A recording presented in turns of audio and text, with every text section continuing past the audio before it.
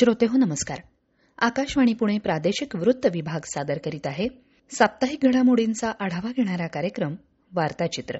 वार्ताचित्रच्या आजच्या आवृत्तीत आपण ऐकणार आहोत राज्यातील महानगरपालिका आयुक्त आणि नगरपरिषदेचे मुख्याधिकारी यांच्यासाठी पुण्यात कार्यशाळा, ऑपरेशन सिंदूरच्या यशानिमित्त पुण्यात तिरंगा यात्रेचं आयोजन, रोजगाराभिमुख अभ्यासक्रम अंमलबजावणीसाठी यशवंतराव चव्हाण मुक्त विद्यापीठ आणि आयबीएममध्ये सामंजस्य करार, पुणे विद्यार्थीगृहाचा 116वा वर्धापन दिन साजरा आणि जागतिक संग्रहालय दिनाच्या निमित्तानं पुण्यातल्या राजा दिनकर केळकर संग्रहालयात स्मार्ट डिजिटल ऑडिओ गाईड सुविधेचा प्रारंभ.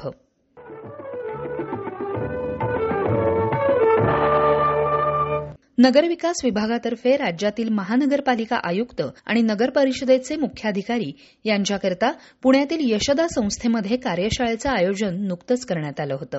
शहरी भागातील नागरिकांच्या समस्या सोडवण्यासाठी, त्यांना उत्तम सुविधा देण्यासाठी चांगल्या योजना राबवल्यास राज्य शासनातर्फे स्थानिक स्वराज्य संस्थांना सहकार्य करण्यात येईल असं प्रतिपादन मुख्यमंत्री देवेंद्र फडणवीस यांनी यावेळी बोलताना केलं.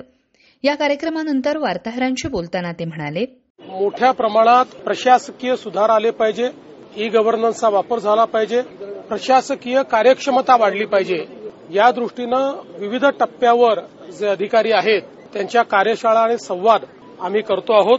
यापूर्वी जिल्हाधिकाऱ्यांसोबत कार्यशाळा झाली, जिल्हा परिषदेच्या सीओंसोबत कार्यशाळा संवाद झाला, महानगरपालिकांचे आयुक्त आणि मोठ्या नगरपालिकांचे सीओ यांची कार्यशाळा आहे आणि त्यांच्यासोबतही संवाद मी करणार आहे. या सगळ्या पद्धतीमध्ये त्यांचे काही गट आम्ही तयार करतो आणि मी स्वतः एकेका गटासोबत त्या ठिकाणी चर्चा करून त्यांच्या अडचणी काय आहेत, आमच्या अपेक्षा काय आहेत, नवीन काय करता येईल असं विचार आम्ही करतो. एकत्रितपणे बसून त्याच्यावर विचार करतो, पुढचा एक अजेंडा ठरवतो.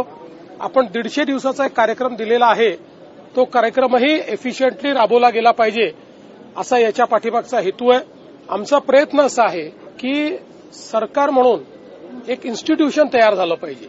अनेक लोक चांगलं काम करतात, ते जोपर्यंत पदावर असतात तोपर्यंत काम राहतं, नंतर नवीन आल्यानंतर ते काम बदलून जातं.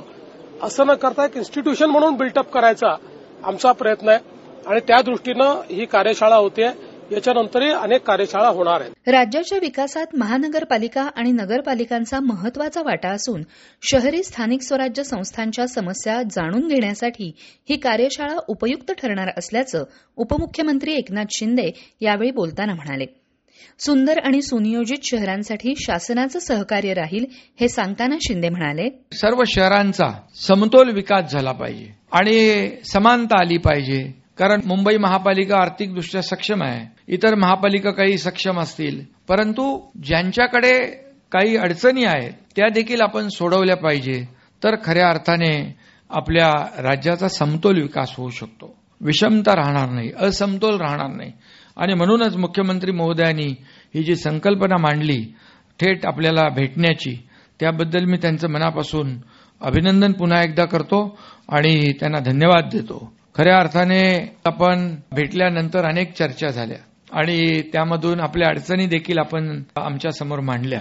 खरं म्हणजे मगाशी आपण म्हणाले की आता जे प्रशासक आहेत, प्रशासक म्हणजे आता काही तुमच्यावर कुणाचं बंधन नाही आहे, आता तुम्हाला निर्णय घ्यायचे खूप अधिकार आहेत. आणि म्हणून मागचे 2.5-3 वर्ष जे आपण निर्णय घेतले आणि सरकारची जी काही प्रतिमा आपण लोकांमध्ये पोहोचवली, पॉझिटिव्ह आणि प्रॅक्टिकल, कारण शासन आपल्या दारी तुम्हीच यशस्वी केलं, लोकांना आपण सुविधा दिल्या आणि म्हणून आज जे प्रशासक म्हणून आपण काम केलंय आणि आपण चांगलं इंटेन्शन ठेवून आपण निर्णय घेतलेत. मुख्यमंत्री महोदयांनी जी काही संकल्पना मांडलेली आहे ती संकल्पना अतिशय चांगली आहे, अभूतपूर्व, म्हणजे चांगलं एक राज्याला आणि प्रत्येक शहराला एक समान याच्यामध्ये आपण त्यांचा विकास करू शकतो आणि प्रत्येक शहर हे आपलं मुख्य प्रवाहात आलं पाहिजे. यासाठी या परिषदेचा, या कार्यशाळेचा नक्की फायदा होईल. या कार्यक्रमाला नगरविकास राज्यमंत्री माधुरी मिसाळ, अतिरिक्त मुख्य सचिव असीम कुमार गुप्ता, प्रधान सचिव डॉक्टर के.एच. गोविंदराज आदी उपस्थित होते.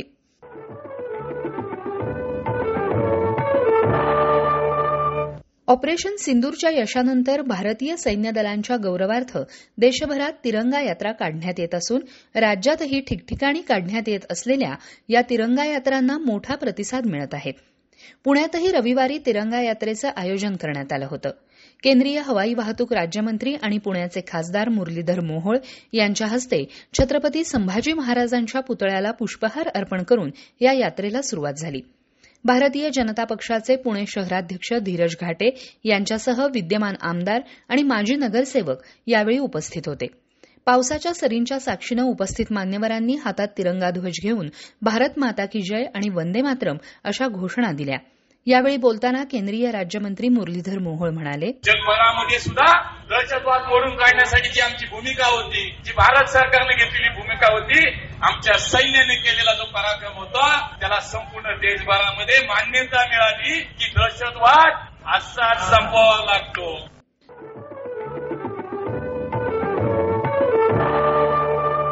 यशवंतराव चव्हाण महाराष्ट्र मुक्त विद्यापीठ, संगणक तंत्रज्ञान क्षेत्रातील आघाडीची कंपनी आयबीएम आणि यशस्वी कौशल्य विकास संस्था यांच्यात रोजगाराभिमुख अभ्यासक्रमाच्या अंमलबजावणीसाठी नुकताच सामंजस्य करार करण्यात आला.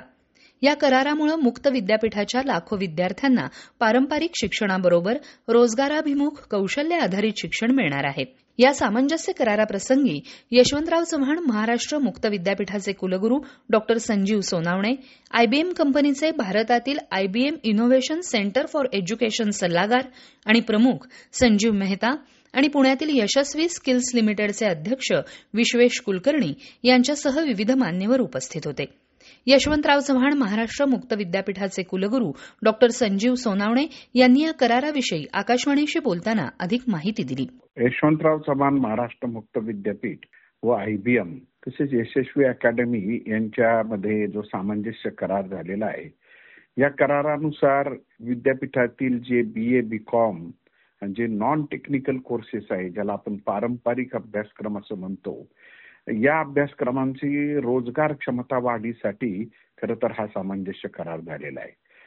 या सामंजस्य करारामधून आयबीएम सर्टिफिकेशन BA BComच्या विविध विषयातील विद्यार्थ्यांसाठी, अंडर ग्रॅज्युएट आणि पोस्ट ग्रॅज्युएट करणाऱ्यांसाठी हा अभ्यासक्रम उपलब्ध असेल आणि यातून ते जी इमर्जिंग टेक्नॉलॉजी आहे, त्यामध्ये आर्टिफिशियल इंटेलिजन्स आहे, डाटा अनालिसिस आहे, त्यानंतर मशीन लर्निंग आहे, या सगळ्या अभ्यासक्रमातून त्यांना त्यांच्या क्षमता विकसित केल्या जातील आणि संगणकाच्या इमर्जिंग टेक्नॉलॉजीसह ते ग्रॅज्युएट होतील आणि त्यामुळे त्यांची रोजगार क्षमता वाढेल आणि ते रोजगारक्षम होतील. हाच खरं तर यातला सगळ्यात महत्वाचा या आयबीएम बरोबर झालेल्या सामंजस्य कराराचा मुख्य हेतू आहे. मुद्दा हा आहे की रोजगारक्षम पदवीधर निर्माण करणे आणि यासाठी यशवंतराव चव्हाण महाराष्ट्र मुक्त विद्यापीठातील सर्व विद्यार्थी त्यांच्यासाठी हा अभ्यासक्रम आता उपलब्ध करून देण्यात आलेला आहे. धन्यवाद.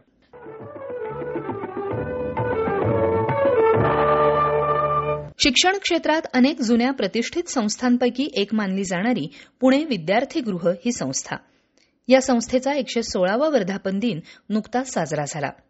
यामध्ये संस्थेचे पदाधिकारी, आजी माजी विद्यार्थी, अगदी वयवर्ष 95 असणाऱ्या विद्यार्थ्यांनीही हजेरी लावली होती. प्राथमिक, माध्यमिक, उच्च माध्यमिक, पदवी, अभियांत्रिकी, व्यवस्थापन, कौशल्य विकास अशा विविध शाखांचा विस्तार होत गेला. ज्ञानदानाचं कार्य करणारी ही संस्था आगामी काळातही विविध उपक्रम हाती घेणार आहे. याविषयी संस्थेचे संचालक कृष्णाजी कुलकर्णी यांनी आकाशवाणीशी बोलताना अधिक माहिती दिली. संस्थेचा वाढ व विकासाच्या दृष्टीने काही भावी प्रकल्प पूर्ण करण्याचा मानस आहे. संस्थेच्या पुणे शाखेमध्ये सुमारे 100 विद्यार्थिनींसाठी वसतिगृहाची नवीन इमारत बांधलेली असून हे वसतिगृह जुलै 2025 मध्ये सुरू होईल. संस्थेच्या सहकारनगर पुणे येथील आवारामध्ये विज्ञान व वाणिज्य महाविद्यालय असून तेथे नवीन इमारत बांधलेली असून त्या ठिकाणी विविध नवीन कोर्सेस सुरू केले जाणार आहेत. संस्थेची पंचवटी नाशिक शाखा शतक महोत्सवी वर्षामध्ये मार्गक्रमण करीत आहे. त्यानिमित्ताने त्या शाखेमध्ये नवीन इंग्रजी माध्यमाची शाळा शैक्षणिक वर्ष 2026-27 पासून सुरू होत असून त्यासाठी संस्थेने सुसज्ज अशी नवीन इमारत बांधलेली आहे.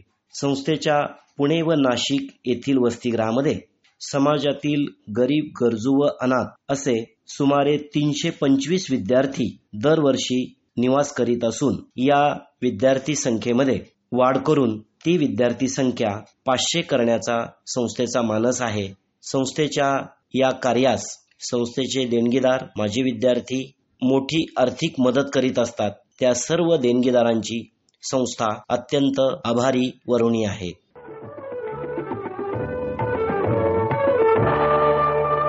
जागतिक संग्रहालय दिन नुकताच साजरा झाला. त्यानिमित्तानं पुण्यातल्या राजा दिनकर केळकर संग्रहालयात स्मार्ट डिजिटल ऑडिओ गाईड सुविधा उपलब्ध करून देण्यात आली.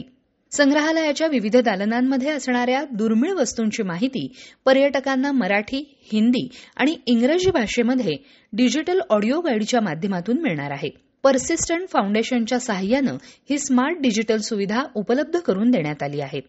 ऐकूयात याविषयी अधिक माहिती राजा दिनकर केळकर संग्रहालयाचे व्यवस्थापक सुधन्वा रानडे यांच्याकडून. आंतरराष्ट्रीय संग्रहालय दिवस म्हणून जगभरात साजरा केला गेला. संग्रहालयाने तांत्रिकदृष्ट्या या दिवशी एक पुढचं पाऊल टाकलं. पुण्यातील सुप्रसिद्ध पर्सिस्टंट फाउंडेशनच्या सहाय्याने तसंच पुण्यातीलच ग्लोरीटेल डिजिटल LLP यांचं तंत्रज्ञान वापरून एक अत्यंत आधुनिक असं मल्टीलिंग्युअल म्हणजे बहुभाषिक स्मार्ट डिजिटल ऑडिओ गाईड त्याचं उद्घाटन काल पर्सिस्टंट फाउंडेशनच्या अध्यक्षा सौ सोनालीताई देशपांडे यांच्या हस्ते झालं. सुरुवातीला या स्मार्ट ऑडिओ गाईडमध्ये संग्रहालय निर्मितीची पार्श्वभूमी, संग्रहालयाचे संस्थापक दिनकर गंगाधर केळकर यांनी वस्तू संग्रहालय उभं करताना एक हाती दिलेले योगदान तसेच 8 दालनांमध्ये प्रदर्शित करण्यात आलेल्या संग्रहालयीन दुर्मिळ वस्तूंबद्दलची सविस्तर माहिती ह्या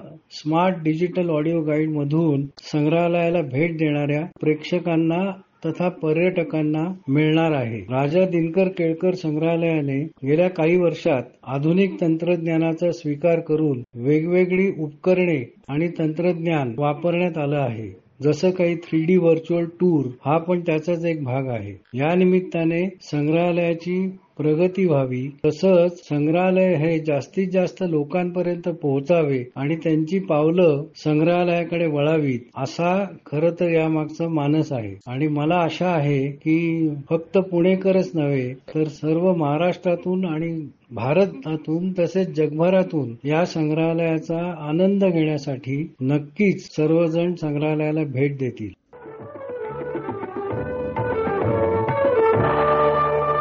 तर श्रोते हो, हे होतं आजचं वार्ताचित्र. संपादन केलं होतं माधवी कुलकर्णी यांनी. संकलन सीमा चोरडिया, शिवराज सणस, योगेश रांगणेकर आणि लौकिका रास्ते यांचं. तंत्रसहाय्य आणि निवेदन पूजा दीक्षित. हा कार्यक्रम आकाशवाणी पुणे केंद्राच्या प्रादेशिक वृत्त विभागानं सादर केला. पुन्हा आपली भेट पुढच्या आठवड्यात. नमस्कार.